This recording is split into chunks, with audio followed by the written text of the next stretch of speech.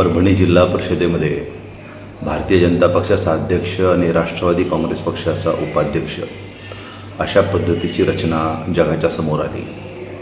परभणी जिल्हा परिषदेच्या निवडणुकीचे निकाल लागल्यापासून अध्यक्ष कोण होणार, उपाध्यक्ष कोण होणार याची चर्चा सगळीकडे चालू होती. याचं कारण असं होतं की सगळ्यात मोठा पक्ष म्हणून 24 जागा घेऊन भारतीय जनता पक्ष जरी निवडून आलेला होता तरी आम्ही 15 जागा निवडून येऊन दुसऱ्या क्रमांकावरती असलेल्या राष्ट्रवादी काँग्रेस पक्षाला सोबत घेणार नाही अशी भूमिका परभणीच्या पालकमंत्री मेघना बोर्डीकर यांनी अगदी सुरुवातीलाच मांडली होती. त्याच्यानंतर असा काही घटनाक्रम घडला की भारतीय जनता पक्ष विरहित इतर सगळे पक्ष एकत्रित येऊन एकनाथ शिंदे यांच्या शिवसेनेचा अध्यक्ष, राष्ट्रवादी काँग्रेसचा उपाध्यक्ष, उद्धव बाळासाहेब ठाकरे साहेबांच्या शिवसेनेला सभापतीपद, काँग्रेस पक्षाला सभापतीपद अशा पद्धतीची एक रचना ठरली आणि 29 विरुद्ध 25 असा हा सामना कालपर्यंत उभा होता. कारण काँग्रेस पक्षाचे एक सदस्य ज्योत्सना घाडगे यांनी भारतीय जनता पक्षासोबत जाण्याचा निर्णय घेतल्यामुळे त्यांची संख्या 24ची 25 झाली आणि उर्वरित 29 सदस्य एकीकडे उद्धव बाळासाहेब ठाकरे शिवसेनेचे 6, एकनाथ शिंदे शिवसेनेचे 5, राष्ट्रवादी काँग्रेस पक्षाचे 15, भारतीय राष्ट्रीय काँग्रेस पक्षाचे 2 आणि 1 अपक्ष अशा पद्धतीने 29 विरुद्ध 25 असं चित्र, असं संख्याबळ हे कालपर्यंत होतं. परंतु काल अचानक सुनील तटकरे यांनी अशी भूमिका घेतली की आम्ही भारतीय जनता पक्षासोबत जाणार आणि भारतीय जनता पक्षाचा अध्यक्ष होणार आणि राष्ट्रवादी काँग्रेसचा उपाध्यक्ष होणार अशी घोषणा भारतीय जनता पक्षाचे प्रदेशाध्यक्ष रवींद्र चव्हाण यांनी केली आणि तिथून सूत्र वेगळ्या पद्धतीने फिरली आणि जे त्यांनी घोषित केलं होतं त्या पद्धतीचं आज प्रत्यक्षात चित्र हे परभणीमध्ये अस्तित्वात आलं हे आपण सगळ्यांनी पाहिलं. या प्रक्रियेच्या मध्ये मी काँग्रेस पक्षाच्या वतीनं सहभागी असल्यामुळे या प्रक्रियेची मला बऱ्यापैकी माहिती आहे. काँग्रेस पक्षाची भूमिका मी आपल्या सगळ्यांना या फेसबुक व्हिडिओच्या माध्यमातून स्पष्ट करू इच्छितो की काँग्रेस पक्षाने पहिल्या दिवशीपासून ही भूमिका घेतली होती. कसल्याही परिस्थितीमध्ये आपल्या विचारधारेशी साधर्म्य नसलेला किंवा आपल्या विचारधारेच्या अगदी विपरीत विचारधारा असलेल्या भारतीय जनता पक्षासोबत जायचं नाही. भारतीय जनता पक्ष सत्तेमध्ये येईल अशा पद्धतीची कुठलीही कृती किंवा कुठलीही मदत ही करायची नाही अशी ठाम भूमिका काँग्रेस पक्षाने अगदी पहिल्या दिवशीपासून प्रदेश पातळीवरतून घेतली होती. प्रदेश काँग्रेसनं तसंच आम्हाला जिल्हा काँग्रेसला कळवलं आणि आम्ही त्या पद्धतीने आमच्या सदस्यांना कळवलं होतं. तर भारतीय जनता पक्षासोबत जायचं नाही, ते सत्तेत येतील अशी कुठलीही कृती करायची नाही या आमच्या भूमिकेशी आमचे जिल्हा परिषदेचे सदस्य अजित वरपुडकर आणि जितेंद्र देशमुख हे ठाम राहिले. परंतु दुर्दैवाने ज्योत्सना घाडगे या प्रक्रियेमध्ये सहभागी होऊ शकल्या नाहीत. त्यांचे काय विषय झाले हे त्यांना माहिती, परंतु त्यांनी भारतीय जनता पक्षासोबत जाण्याचा निर्णय घेतला. काँग्रेस पक्षाने त्यांना तशा पद्धतीने गटामध्ये न सहभागी झाल्याबद्दलची नोटीसही बजावली.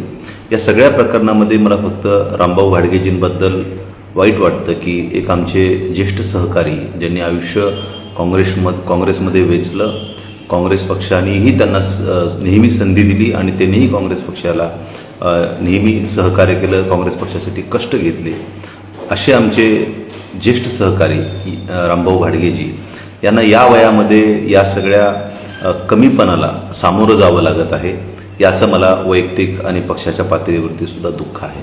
अर्थात या ज्योत्सना घाडगे आणि त्यांचे पती गणेश घाडगे यांच्या या कृतीमुळे काँग्रेस पक्ष म्हणून आम्ही रामभाऊ घाडगे यांना कधीही अंतर देणार नाही. कारण त्यांनी इतके वर्ष जी काँग्रेस पक्षाची सेवा केलेली आहे त्याची जाणीव काँग्रेस पक्षाला असल्यामुळे काँग्रेस पक्ष त्यांच्यासोबत अगदी आमचं जे काही पूर्वीपासनं त्यांचं काँग्रेस पक्षाच्या प्रती आणि आमचं त्यांच्या प्रती जे काही नातं काँग्रेस पक्ष म्हणून होतं हे तसंच राहील. तर या सगळ्या प्रक्रियेमध्ये अगदी सुरुवातीपासून काँग्रेस पक्षाने ही भूमिका घेतली होती की आपण कसल्याही परिस्थितीमध्ये भारतीय जनता पक्षासोबत जायचं नाही आणि त्या भूमिकेवरती ठाम राहतच काँग्रेसने गटाची स्थापना केली. गटनेतेपदी अजित वरपुडकर आणि उपनेतेपदी जितेंद्र देशमुख यांची निवड केली. ज्योत्सना घाडगे जसे मी आपल्याला सांगितले या गटामध्ये सहभागी झाल्या नाहीत. आमचा गट स्थापन झाल्याच्या नंतर जी प्रक्रिया सुरू झाली त्यामध्ये मी वैयक्तिक सहभागी होतो जे आपल्याला म्हणालो. मला सगळ्यात पहिला फोन आला होता विजय भांबळेजींचा की आपण सगळेजणं भाजप विरहित इतर सगळे पक्ष, भाजप वगळता इतर सगळे पक्ष हे आपण एकत्रित येत आहोत आणि आपण त्यांच्या माध्यमातून जिल्हा परिषदेमध्ये सत्ता स्थापन करणार आहोत. ते काँग्रेस पक्ष म्हणून आपण सोबत राहावं. त्यानंतर मी ही गोष्ट प्रदेश काँग्रेसच्या कानावरती घातली, आमचे जिल्हा अध्यक्ष बाबाजानी दुराणी साहेब यांच्या कानावरती घातली आणि परभणी येथे येऊन मग 2 बैठकांना मी स्वतः हजर होतो आणि आम्ही आमचा गट स्थापन केला. आणि त्यांनी जी काही भूमिका घेतली होती सगळ्यांनी भाजप वगळता इतर सगळ्या पक्षांनी एकत्र येण्याची, त्याला आम्ही पाठिंबा द्यायचं ठरवलं. आमच्या सदस्यांनी त्याला होकार दिला आणि मग हे सगळेजण एकत्र आले. माझी त्या दरम्यान राजेश विटेकर यांचीही भेट झाली, ते मला येऊन भेटले. विजय भांबळेजी माझ्या संपर्कात होते. आमचे दोन्ही सदस्य हे एकनाथ शिंदे साहेब आणि अर्जुन खोतकर यांच्या सरळ संपर्कात होते.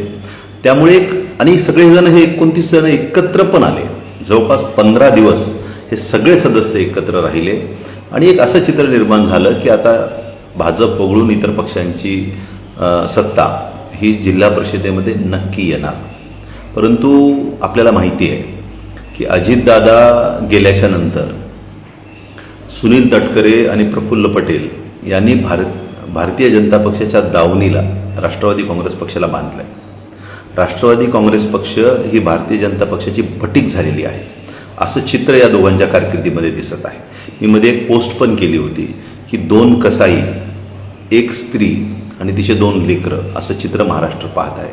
तर हे जे 2 कसाई आहेत हे 2 जण आहेत. या दोघांनी त्यापैकी एकाने म्हणजे सुनील तटकरे यांच्यावरती भारतीय जनता पक्षाने दबाव आणला आणि त्या दबावाला सुनील तटकरे बळी पडले. माझी माहिती अशी आहे की राष्ट्रवादी काँग्रेस पक्षाचे जिल्ह्याचे नेते त्यांना समजून सांगत होते की हा आमचा स्थानिकचा विषय आहे आणि आम्हाला जिल्हा पातळीवरती तुम्ही निर्णय घेऊ द्या, तुम्ही पुढं जा असं आम्हाला सांगितल्यानंतरच आम्ही हे सगळं घडवून आणलेलं आहे. आणि एवढं पुढं गेल्यानंतर आता आम्हाला माघारी फिरायला सांगू नका, आम्ही तोंडघशी पडू, आमची खूप चितू होईल, लोक आम्हाला हसतील, आम्हाला लोक नावं ठेवतील, आमची खूप बदनामी होईल आणि स्थानिकला आम्हाला तोंड बाहेर काढून फिरणंसुद्धा अवघड होईल अशी कल्पना त्यांनी सुनील तटकरेंना दिली अशी माझी माहिती आहे. परंतु सुनील तटकरे आता त्यांनी राष्ट्रवादी काँग्रेस पक्ष हा भारतीय जनता पक्षाचा बटीक केलेला असल्यामुळे आणि असे अनेक अनावरस नेते हे अनेक ठिकाणी जिल्हा आणि तालुका स्तरावरती जन्माला आल्यामुळे ही सगळी परिस्थिती ही हाताळता आली नाही.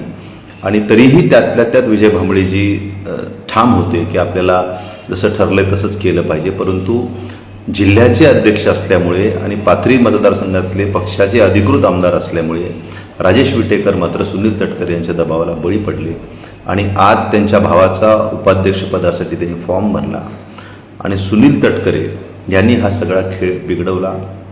अगदी तुम्ही रवींद्र चव्हाण यांच्यासोबत सुनील तटकरे यांची जर प्रेस कॉन्फरन्स बघितली तर तुमच्या लक्षात येईल की सुनील तटकरे यांचा चेहरा पडलेला होता. याचाच दुसरा अर्थ असा आहे की कुठंतरी सुनील तटकरे यांनी गो अहेड दिल्याशिवाय, तुम्ही हे करा म्हटल्याच्याशिवाय विजय भांबळेजी आणि राजेश विटेकर यांनी ही सगळी जुळवाजुळव केली नव्हती. त्यांनी सगळ्यात मोठा विश्वासघात केला तो एकनाथ शिंदे साहेबांचा. तेही तर महायुतीमध्ये होते ना बिचारे, परंतु ते ठाम राहिले आपल्या मताशी की एकनाथ शिंदे साहेबांच्या शिवसेनेचा अध्यक्ष होणार होता आणि राष्ट्रवादी काँग्रेस पक्षाचा उपाध्यक्ष होणार होता. तर एकनाथ शिंदे साहेब शेवटपर्यंत आपल्या मताशी ठाम राहिले. त्यांनाही तर मुख्यमंत्र्याकडनं म्हणा, रवींद्र चव्हाण यांच्याकडनं म्हणा बोललं गेलंच असेल, परंतु ते कुठल्याही दबावाला बळी पडले नाही, ते ठाम राहिले. परंतु सुनील तटकरे आणि राजेश विटेकर हे मात्र या दबावाला बळी पडले आणि त्यांनी सगळ्यात मोठा विश्वासघात हा शिंदे साहेबांचा केला. त्यांनी सगळ्यात मोठा विश्वासघात हा संजय जाधव जे परभणीचे खासदार आहेत त्यांचा, राहुल पाटील जे परभणीचे आमदार आहेत त्यांचा आणि उद्धव बाळासाहेब ठाकरे यांच्या शिवसेनेचा केला.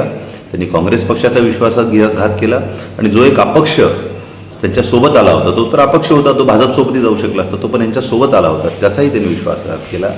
तर ह्या विश्वासघाताची शृंखला ही अशा पद्धतीने पुढे चालत राहिली आणि आज हा जो परिणाम तुमच्यासमोर परभणी जिल्हा परिषदेमध्ये परभणीमध्ये आपल्याला आलेला दिसतोय तो या सगळ्या विश्वासघाताच्या मालिकेचा परिणाम आहे.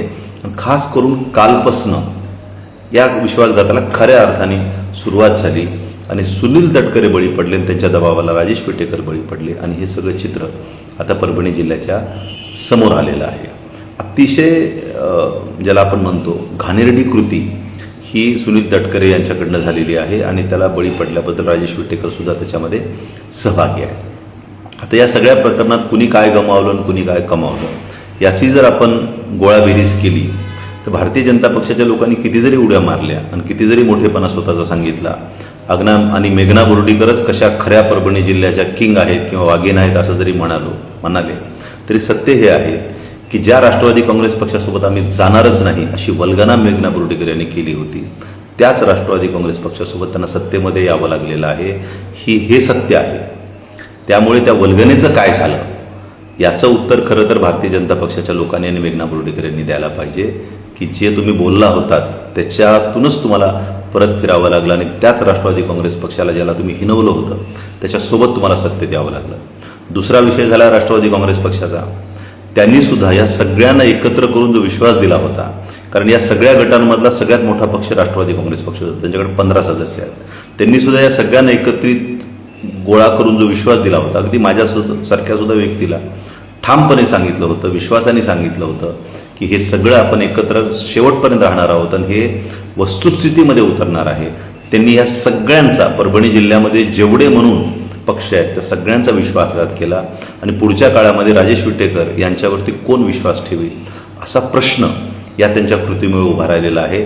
ते अगदी फोन बंद करून जरी बसले असते आणि सदस्य माझं ऐकत नाहीत म्हणून जरी सांगितलं असतं तरी जे ठरले ते घडलं असतं, परंतु ते बळी पडले या सगळ्या गोष्टींना. त्याच्यामुळे त्यांच्या संपूर्ण राजकीय कारकिर्दीवरती विश्वासार्हतेचं एक मोठं प्रश्नचिन्ह या त्यांच्या कृतीमुळे उभा राहिलेलं आहे. तिसरा विषय झाला एकनाथ शिंदे साहेबांच्या शिवसेनेचा. त्यांचं मात्र खरोखर कौतुक आहे की ते आपल्या मतावरती ठाम राहिले. त्यांच्यावरती खूप दबाव असेल, त्यांनाही खूप विनंत्या झाल्या असतील, त्यांनाही खूप सांगण्यात आलं असेल, परंतु ते दिलेल्या शब्दावरती आणि ठरलेल्या गोष्टीवरती ठाम राहिले. त्यांना अर्जुन खोतकर साहेबांनी साथ दिली आणि परभणी जिल्ह्यातल्या सुद्धा एकनाथ शिंदेच्या शिवसेनेच्या सगळ्या लोकांनी त्यांना साथ दिली. त्यांचंसुद्धा खूप खूप कौतुक. तसंच कौतुक संजय जाधव जे परभणीचे खासदार आहेत आणि राहुल पाटील जे परभणीचे आमदार आहेत यांचंसुद्धा कौतुक. उद्धव ठाकरे यांच्या शिवसेनेचे हे दोन्ही नेते ठाम राहिले. खरंच इरस आहे या लोकांमध्ये. आणि जेव्हा कालपासून हा घटनाक्रम बिघडला तेव्हापासून तर संजय जाधव साहेबांनी अतिशय आक्रमक स्वरूप धारण केलं होतं, कारण दिलेला शब्द फिरवणं, ठरलेलं बदलणं हे बंडू जाधव किंवा संजय जाधव यांच्या स्वभावातच नसल्यामुळे त्यांना हे काहीच आवडलं नाही. आणि राधा राहिला काँग्रेस पक्ष तो पहिल्यापासून आपल्या विचारावरती, आपल्या विचारधारेवरती, आपल्या तत्वावरती, आपल्या नीतिमत्तेवरती आणि आपल्या नैतिकतेवरती ठाम होता. कसल्याही परिस्थितीमध्ये भारतीय जनता पक्षासोबत जायचं नाही आणि भारतीय जनता पक्षाच्या लोकांना सहकार्य करायचं नाही. काँग्रेस पक्षाच्या 3 सदस्याला भारतीय जनता पक्षाकडनं वाट्टल ती आमिषं दिली गेली. अगदी लक्ष्मी दर्शनसुद्धा त्यांना घडवलं गेलं, परंतु त्यापैकी 2 सदस्य अतिशय प्रामाणिकपणे पक्षाच्या धोरणासोबत राहिले. त्यांचं मी मनापासून कौतुक करतो, मनापासून अभिनंदन करतो की आपण ज्या पक्षाला आपल्याला उमेदवारी हवी असताना बी फॉर्म मागितला, आम्हाला उमेदवारी द्या म्हणून आग्रह केला आणि पक्षांनी ज्यांना त्या आग्रहाला त्यांच्या मान देऊन ज्यांना उमेदवारी दिल्या त्याच्यापैकी हे 2 जण मात्र त्या पक्षाच्या त्या उपकाराची जाणीव ठेवून पक्षासोबत कायम राहिले. त्यातला एक सदस्य यांनी या सगळ्या पक्षांनी त्यांच्यासाठी करण्याची जाण ठेवली नाही, कदर ठेवली नाही आणि ते मात्र वेगळ्या मार्गाला लागले.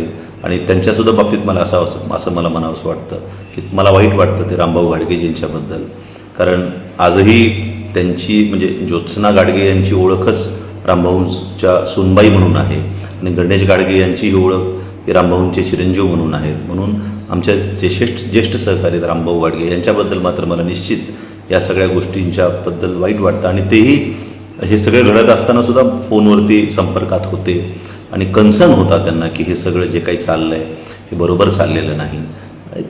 जुनी माणसं आहेत, शेवटी ज्येष्ठ मंडळी आहेत, त्यांना हे सगळं आवडत नसावं, परंतु शेवटी वयात आलेल्या मुलाच्या पुढं वय झालेल्या वडिलांचं काही चालत नाही याचं चित्र हे आम्ही या सगळ्या प्रक्रियेतनं पाहिलं. परंतु अजित वरपुडकर आणि जितेंद्र देशमुख यांचं मी अंतःकरणापासून कौतुक करतो की पक्षाचं जेही धोरण ठरलं, कसल्याही परिस्थितीत भारतीय जनता पक्षासोबत जायचं नाही या त्यांच्या धोरणावरती, पक्षाच्या धोरणावरती ते दोघंही ठाम राहिले, कायम राहिले. आणि येत्या 5 वर्षामध्ये ते हे दोघंही जण जिल्हा परिषदेच्या माध्यमातून लोकांची सेवा करतील. स्वतःच्या तर जिल्हा परिषद सर्कलमधल्या लोकांची ते सेवा करतील, परंतु जिल्ह्याभरामधून सुद्धा काँग्रेस पक्षावरती विश्वास ठेवून जे लोक कामं घेऊन येतील त्या सगळ्याच लोकांची कामं करण्याचा प्रयत्न हे दोन्ही आमचे सदस्य करतील याच्याबद्दल माझ्या मनात ठाम विश्वास आहे. आणि तसा विश्वास मी सुद्धा परभणी जिल्ह्यातल्या लोकांना काँग्रेस पक्षाचा कार्यकर्ता म्हणून देऊ इच्छितो. आमचे जिल्हाध्यक्ष बाबाजानी दुराणी साहेब, आमचे ज्येष्ठ नेते सुरेश देशमुख साहेब, तुकाराम रेंगे पाटील साहेब आणि रामभाऊ घाडगे साहेब यांचंसुद्धा मार्गदर्शन या सगळ्या प्रक्रियेमध्ये आम्हाला लाभलं. आम्ही सगळेजण काँग्रेस पक्षाचे कार्यकर्ते म्हणून आमच्या या सगळ्या ज्येष्ठ नेत्यांचे आभारी आहोत. आणि आमचे जे तरुण सहकारी आहेत अजित वरपुडकर आणि जितेंद्र देशमुख यांचंही खूप खूप मी कौतुक करतो की ते आपल्या विचारावरती आणि पक्षाने जे त्यांच्यासाठी केलं आहे त्याची जाणीव ठेवून ते आपल्या तत्वावरती ठाम राहिले आणि पक्षाच्या सोबत राहिले. याचं मला त्यांचं खूप खूप खूप अभिमान वाटतो, खूप कौतुक वाटतं. आणि ते राजकारणामध्ये खूप पुढं जातील अशा पद्धतीची दुआ माझ्या मनातनं त्यांच्याबद्दल निघते. धन्यवाद.